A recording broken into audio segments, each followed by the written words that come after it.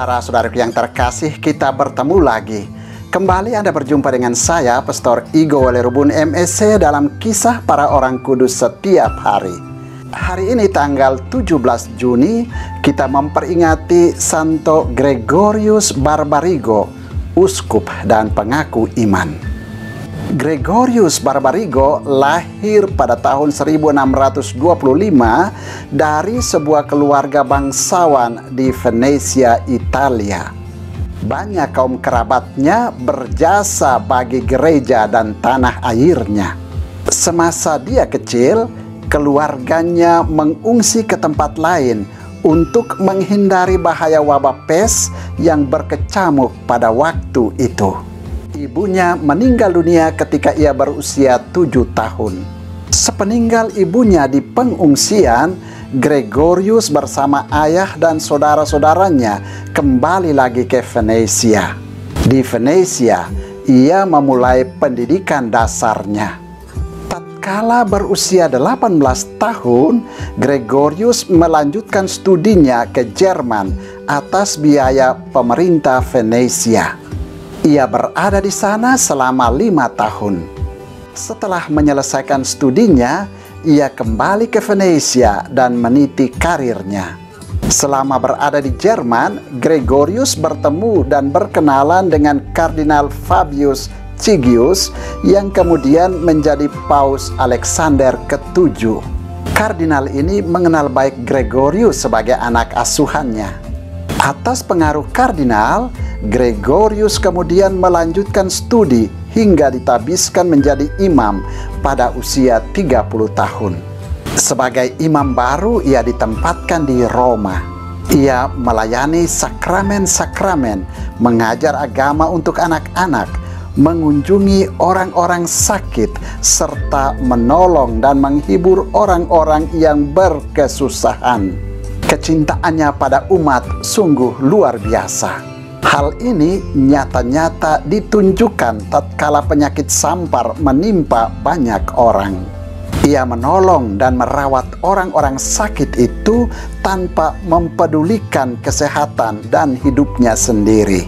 Pada tahun 1657, dalam usia 32 tahun, ia diangkat menjadi uskup di Bergamo. Mulanya ia segan menerima jabatan mulia ini sehingga dengan rendah hati meminta Paus untuk membatalkan penunjukan itu.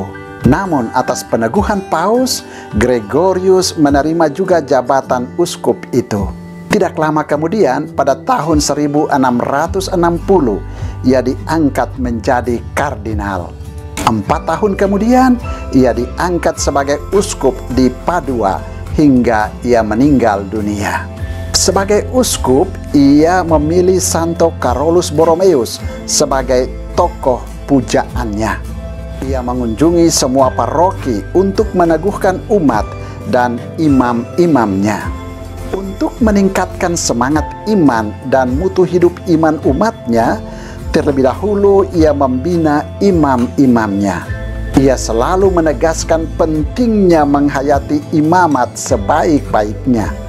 Ia berkata, untuk memperoleh umat yang saleh dan beriman dewasa, perlulah pertama-tama membina imam-imam yang saleh dan suci.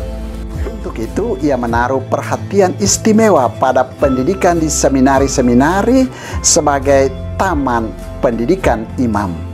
Karena tenaga rohaniwan sangat kurang, maka ia melibatkan juga kaum awam dan guru-guru Katolik untuk mengajar agama, baik di sekolah-sekolah maupun di antara umat. Di seminari, ia mewajibkan pelajaran bahasa-bahasa Timur supaya kelak dapat memperoleh imam-imam yang cakap untuk berkarya di Konstantinopel.